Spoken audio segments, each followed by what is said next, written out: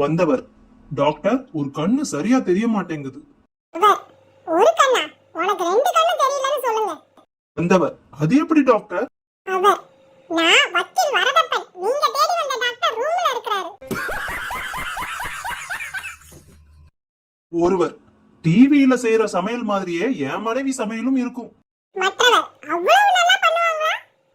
முதலாமவர், இல்ல பார்க்கத்தான் முடியும், சாப்பிட முடியாதுன்னு சொன்னேன். மனைவி, உங்க தலைவர் ரொம்ப நேர்மையானவர்னு சொல்றீங்களே, எப்படி? கணவர், அவர் படுத்த பாயை கூட சுருட்ட மாட்டாராம். ஆசிரியர், ஆளும் வேணும் பல்லுக்கோருதி என்று அந்த காலத்திலே சொல்லி இருக்காங்க. இதுல இருந்து உனக்கு என்ன தெரியுது? மாணவன்,